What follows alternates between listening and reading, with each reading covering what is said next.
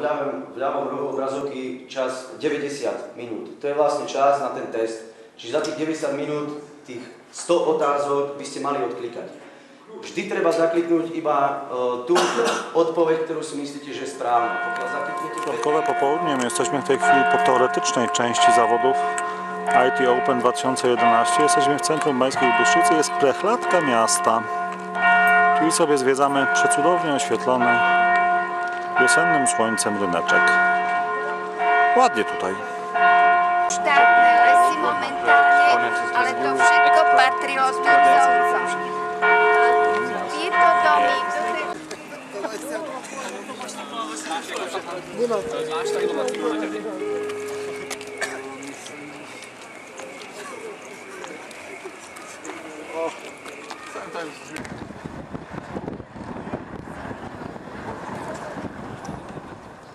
sme si dovolili vám to odprezentovať na takej interaktívnej prezentácii. Präsentation zusammenzumachen, sprich Berlin und Erfurt. Und deshalb wollen wir auch gleich beginnen. rozhodli sme sa urobiť spoločnú prezentáciu aj z mojej berlínskej školy, aj z erfurtskej, pretože patríme pod jednu firmu. Welcome to our presentation. My name is Marek Osuchowski and I would like to tell you something about our school. I'm sorry I can't speak English well, so please don't ask me anything. Thank you.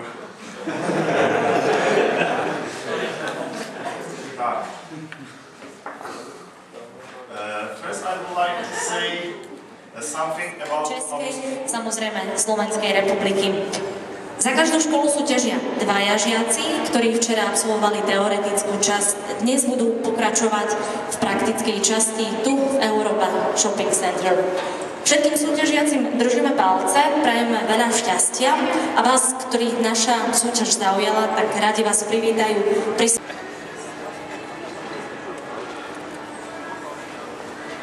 Ak vás táto súťaž zaujala, tak nech sa páči, môžete sa pristaviť aj pri prezentačných stánkoch partnerských firiem Amicom, Asus, LG, Slovenská pošta, Epson a MSI.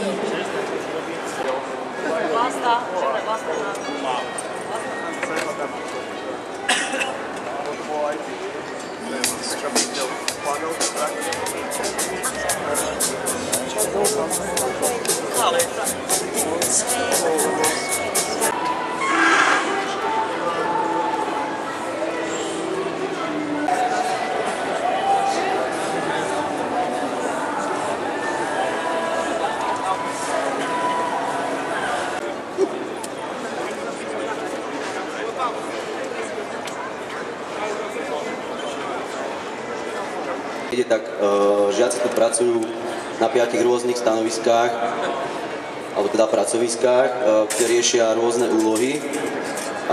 Väčšinou teda, a je to v podstate problematika, ktorá sa týka hardwareu a softwareu počítača. Ako sa zatiaľ darí žiakom? Tak priebežne, čo som pozeral tie výsledky.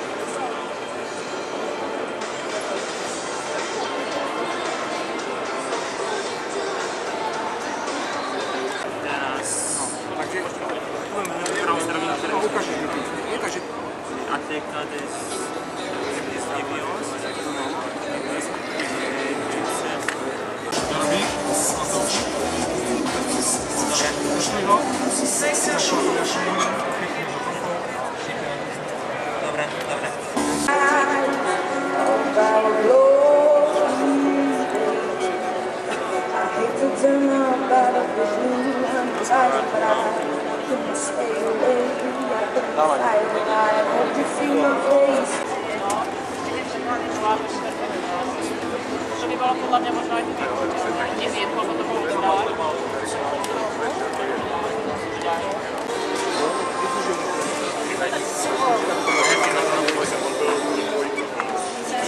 IT Junior Open. Známy spisovateľ raz povedal, víťazstvo sa dá dosiahnuť len tvrdou prácou. A tvrdú prácu majú za sebou aj naši súťažiaci, ktorí sa tejto súťaže zúčastnili. Sú to žiaci zo 4 krajín Európskej únie: Poľsko, Nemecko, Česká, samozrejme Slovenská republika. Súťaž bola rozdelená na 2 súťažné dni. V prvý deň ich čakal test pozostávajúci zo 100 otázok. Dnešný, druhý súťažný deň, ktorý sa konal v Europa Shopping Center, si preskúšali svoje znalosti v oblasti hardvéru a softvéru. Ako to všetko dopadlo, to sa dozviete už o malú chvíľu. Najskôr by som však rada privítala niekoľkých hostí, konkrétne primátora mesta Banská Bystrica Petra Gogolu.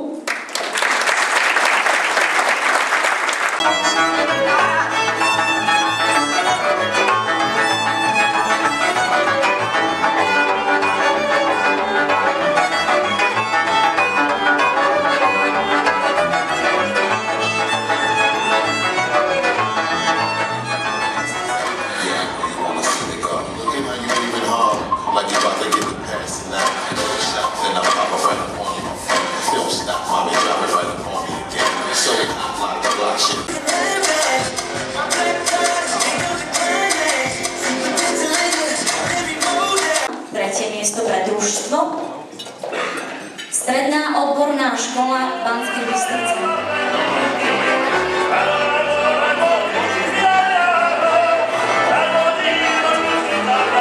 A teraz to je víťaz. Víťazom sa stáva stredná škola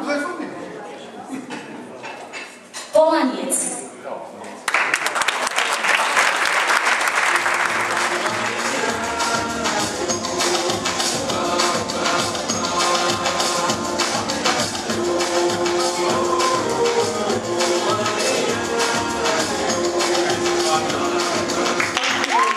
Hradec Králové.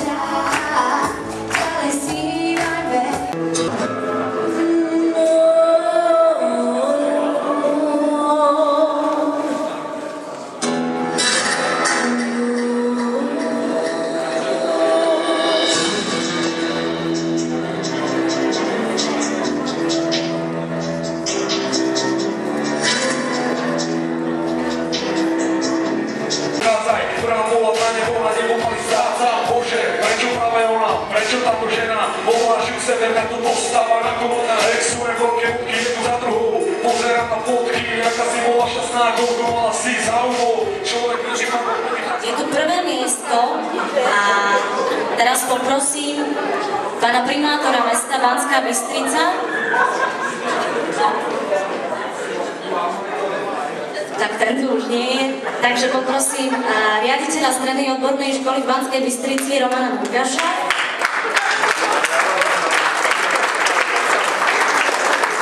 A taktiež zástupcu spoločnosti LG.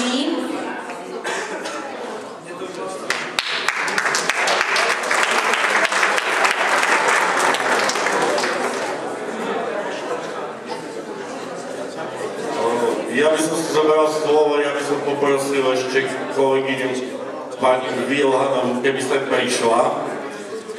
Poď vlastnička. Totiž to je to osoba, nebudú ktorej tento večer určite nebol takýto na program a vôbec pochybujem, či by vôbec bol.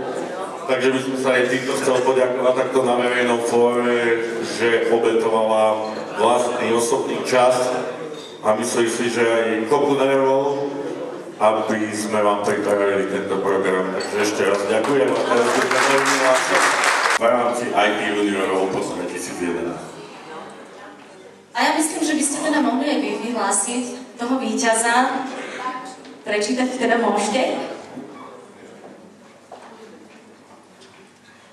Víťazom a prvé miesto v v druhom ročníku IT Junior Open 2011 získava Marcin Redzinský, Polanec, Polsko.